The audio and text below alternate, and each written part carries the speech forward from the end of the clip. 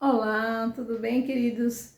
Chegamos aqui no final de a semana 6 de fevereiro, a semana 6 que é a primeira semana de fevereiro, e nós estamos aqui falando, né? Este é um mês que nós estamos aprendendo sobre o desenvolvimento intelectual. E com certeza nós estamos aprendendo muito, eu estou aprendendo muito. E quero começar aqui, eu tirei alguns códigos, eu aproveitei o livro de Gálatas para pegar 3 códigos de cada capítulo. E confesso a vocês que eu já li várias vezes e conheço a vida de Paulo, conheço a história de Paulo, mas a Bíblia, a palavra de Deus diz que ela se renova a cada dia, a cada manhã. Então, cada leitura, cada vez que eu leio, que eu medito, ela é muito forte, é muito diferente. E desta vez não foi normal como eu fazia antes. Desta vez foi muito mais profundo, porque você vai lendo, vai estudando, vai praticando, e quando a gente estuda a palavra e pratica a tarefa dela, é muito mais forte e você muda muito mais rapidamente. E eu peguei aqui Gálatas capítulo 1, os códigos, né, de cada capítulo. E eu tirei 3 códigos desse capítulo 1. O primeiro foi que o apóstolo Paulo, ele tinha seu propósito bem definido. Nós estamos falando sobre essa semana, não é? Sobre sobre o repertório. Gente, eu nunca tinha lido, estudado a vida de Paulo e observado esses detalhes, mas quando eu fui estudando dessa vez, eu fui percebendo como é forte o repertório na vida de Paulo e como isso é poderoso, como o repertório gera autoridade, gera clareza, gera decisão. E uma das coisas que me chamou muita atenção aqui no apóstolo Paulo foi isso, que Paulo ele tinha o seu propósito muito bem definido. Quando nós lemos lá logo no capítulo 1, quando ele chega se apresentando e dizendo, olha, eu não vim aqui, não foi ninguém que me mandou, mas eu vim diretamente pelo próprio Jesus, eu vim a mandado do Senhor Jesus. E se você não conhece a história de Paulo com profundidade, procure estudar, não é? Lá nas cartas de Paulo, nós aprendemos ali como foi esse encontro, não é? Se você ainda não conhece o encontro de Paulo, busca conhecer como foi realmente o encontro do apóstolo Paulo com Jesus. Paulo não era esse homem que ele é hoje, ele foi um homem, ele foi um perseguidor de cristãos, ele mandava matar os cristãos, e de repente Jesus chega e pega a vida de Paulo e fala, é você que eu escolhi para fazer o que eu preciso que você fizesse. E ele fez exatamente, ele mudou, né? As chaves da vida de Paulo mudaram quando Jesus veio e quando Jesus se apresentou a ele. Então, Paulo foi preciso cair do cavalo para poder acordar, para poder virar essas chaves na vida dele. Mas ele fazia isso porque ele amava a quem ele servia. Paulo não tinha esse entendimento de Jesus ainda, ele não conhecia a Jesus ainda. Paulo era um homem muito bem letrado, muito bem estudado, ele estudou com Gamaliel, ele teve excelentes mestres que ensinaram a ele tudo sobre a lei. E hoje nós vimos Paulo, né, aqui em Gálatas, falando para os Gálatas, chamando a atenção dos Gálatas. Então você imagina, pensa comigo, você aqui agora, que Paulo era um perseguidor e de repente Paulo se torna um seguidor de Jesus. Então aqueles irmãos, aquele povo tinha medo. E se nós pararmos para pensar, aquele povo tinha razão.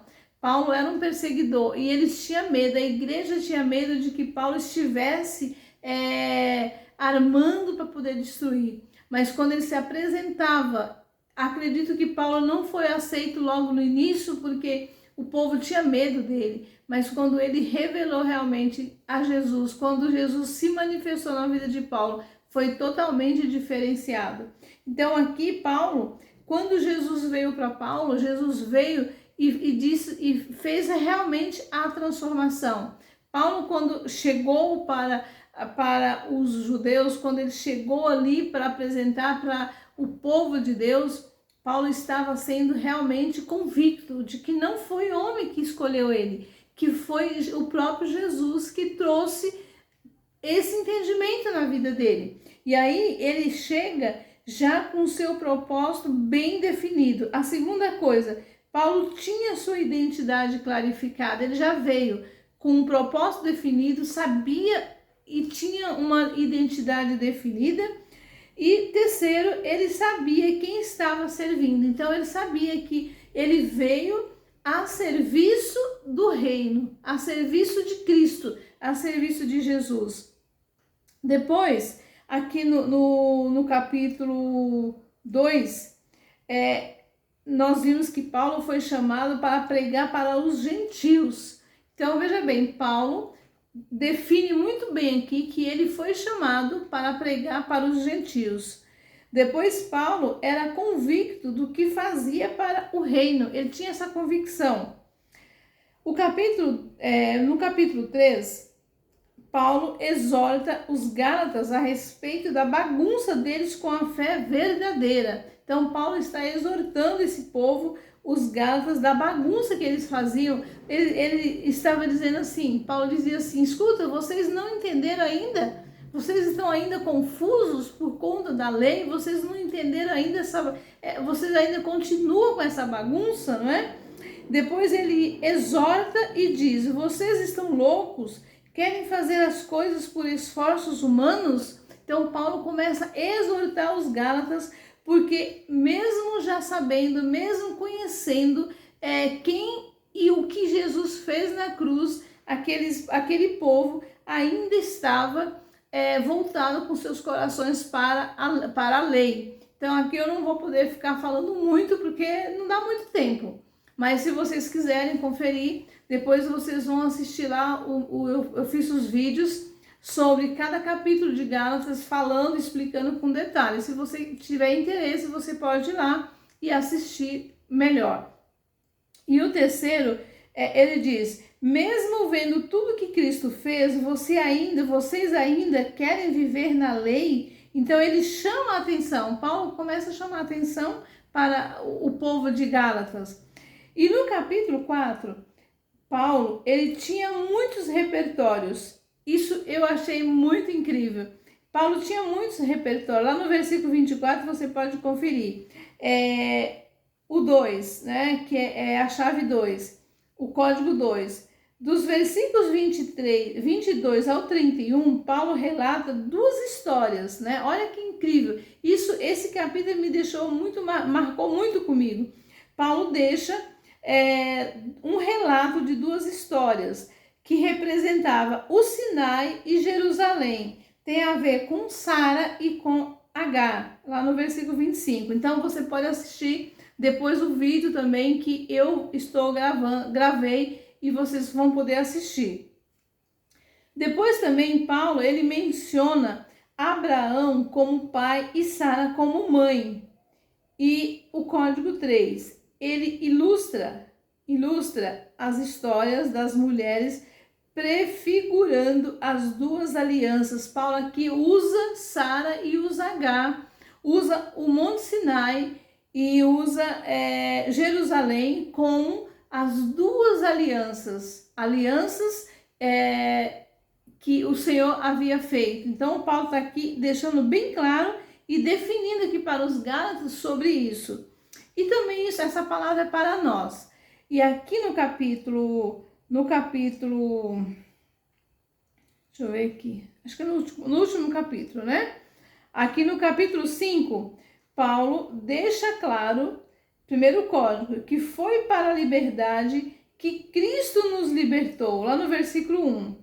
O segundo código, em Cristo, a circuncisão e a incircuncisão não tem mais nenhum valor, mas sim a fé que opera pelo amor. Então Paulo está dizendo assim, olha, Jesus veio, Cristo já fez o que tinha que fazer, então a circuncisão ou a incircuncisão não tem sentido mais. Significa, não tem sentido mais você querer viver e cumprir e seguir a lei se Cristo já veio para romper tudo aquilo que foi feito, né? Não viver mais na lei. Nós não estamos mais na lei, nós estamos na graça. E se nós estamos na graça, nós estamos hoje em Cristo Jesus. É muito lindo esse livro de Gálatas.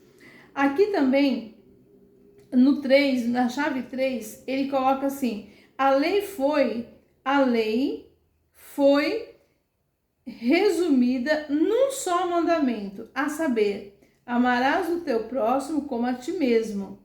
Lá no versículo 14. E a chave 4 aqui diz assim, há uma luta entre a carne e o espírito, eles se opõem um ao outro, de modo que não conseguem fazer o que quereis, lá no versículo 17, não é? Então aqui tem duas listas. Paulo, ele fala aqui, eu relatei como o nome da lista, não está dizendo na Bíblia que é lista, mas eu nomeei duas listas. E o apóstolo Paulo está dizendo assim, olha gente, eu coloquei dessa maneira, que o apóstolo Paulo, ele colocou aqui, descreveu duas listas. A lista negra, o que significa a lista negra? Está lá no versículo 19 ao 21.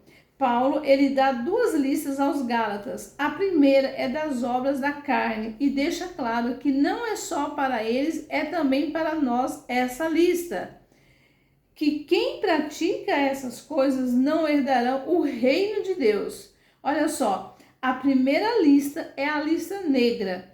Paulo está deixando muito claro que quem praticar essas coisas não herdarão o reino de Deus. Este, gente, é um sinal, é um alerta para todos nós. Se você identificar alguma coisa aqui, o que você precisa fazer? Imediatamente você precisa resolver isso no seu coração. Então, Paulo, ele fala dessa primeira lista e ele começa a dizer aqui, nomear aqui, olha, não herdarão o reino dos céus. Quem pratica a imoralidade sexual, impureza e libertinagem, idolatria, discórdia, feitiçarias, ódio, ciúmes, ira, egoísmo, dissensões e facções, inveja, embriaguez, orgias e tudo quanto se pareça com essas perversidades, contra as quais vos advirto, como já vos preveni, antes os quais as praticam não herdarão o reino de Deus. Então,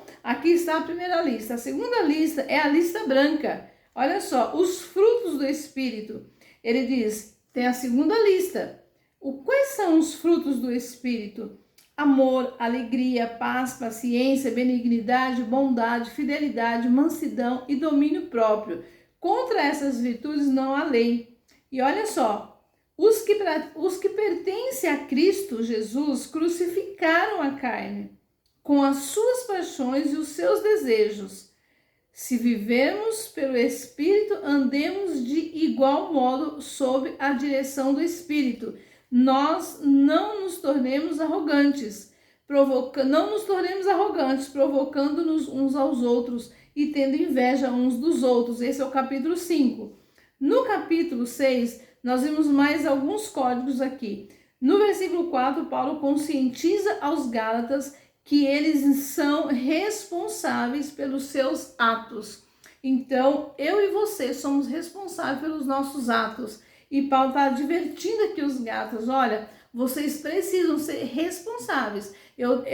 Paulo estava trazendo a consciência dos Gálatas para que eles tomassem essa consciência e assumissem a responsabilidade do que eles estavam praticando. E ele diz que eles devem avaliar a si mesmo das suas atitudes, não ficar se comparando com os outros, mas ser eles mesmos. Então, muitas vezes nós cometemos esse erro de querer nos comparar com outras pessoas. Ah, mas o fulano faz, eu tenho que fazer igual. Não, Paulo está trazendo esse alerta, olha, não fique comparando com outras pessoas, seja você mesmo, viva quem você é, viva quem você verdadeiramente é, sirva o reino com a sua verdadeira identidade. Não use uma identidade falsa para você fazer as coisas. Faça com a sua verdadeira identidade. No 3 ele diz, ele traz à consciência a lei da semeadura e o transbordo. Isso é muito incrível. Esse está no capítulo 6 de Gálatas. Então, ele fala sobre a consciência da semeadura e a consciência do transbordo também. Depois nós temos a modelagem de Glória Maria. Gente, 3 códigos aqui incríveis. A sabedoria de viver é você não estacionar. Olha só, primeiro código, que a sabedoria de viver, muitas vezes nós ficamos querendo buscar sabedoria e a gente precisa entender para que nós estamos buscando a sabedoria. A gente precisa buscá-la e entendê-la e discerni-la para o que está acontecendo. Sabedoria é para nós sabermos resolver problemas, sabedoria é para a gente saber como nos comportar, e aqui ela traz esse código, que a sabedoria de viver é você não estacionar. O segundo, você só sabe a força que você tem na hora que você precisa usá-la. Isso é real, eu vivo isso na minha vida. Então, às vezes, nós pensamos que nós não temos a força suficiente, mas você só vai saber se você tem ou não a força quando você precisa usá-la. Isso é fato. Ouvir é a coisa mais importante da vida. Perder tempo não dá. Então, ouvir pessoas, ouvir o que elas têm a dizer, isso é realmente sabedoria. Isso é importante na vida. Agora, perder tempo, não. O tempo, ele é muito caro para a gente perder ele de qualquer jeito, para a gente sair perdendo tempo por aí. Depois que eu aprendi como ganhar tempo, eu não perco mais tempo mais com nada. Depois nós tivemos o documentário, Como o Cérebro Cria. Eu peguei aqui alguns códigos. O córtex pré-frontal é a fonte da imaginação. O córtex pré-frontal permite-nos imaginar o que não está diretamente diante de nós. Depois, a imaginação nos torna únicos e criativos. O que criamos é único porque as nossas experiências de vida são únicas. Nós somos únicos. A nossa identidade é única. As nossas mensagens são únicas. As nossas experiências são únicas. Então, se eu sou único e você é único, então o que está dentro de você, só você pode enviar a mensagem. O que está dentro de mim, só eu posso enviar essa mensagem. Então fica aí a dica. O livro Mentes Brilhantes. Primeiro, criar o hábito de observarmos mais as coisas ao nosso redor e irá tornar nossa memória bem melhor. Memória não é uma coisa, e sim um processo. O interesse é o principal pilar da memória. Nós memorizamos com bastante facilidade tudo aquilo que nos interessa. Isso é verdade. Depois nós vimos os códigos do repertório. Eu tirei aqui 3 códigos do repertório. Todo negócio precisa começar com um propósito, não é? Todo negócio precisa começar com um propósito. Todo chamado precisa ter propósito. Ali, quando o apóstolo Paulo passou por tudo que ele passou, existia um propósito ali. Por isso que ele tinha clareza, ele tinha certeza, ele tinha convicção que foi o Senhor que o colocou, que o chamou, que não foi homens. Paulo não tinha dúvida sobre isso. A segunda coisa, aperfeiçoe as suas habilidades todos os dias. A terceira, não é sobre aprender, mas aprender é colocar em prática. Então esse é o vídeo da semana 6, da primeira semana de fevereiro, que nós estamos finalizando, e com certeza muitos repertórios ainda nós vamos aprender, muitas coisas nesse mês sobre o intelectual nós vamos aprender. E eu deixo aqui para vocês essa reflexão, não é? Que quem aprende não depende. Quem aprende não depende. E quando você aprende, você ensina. Quem aprende não depende.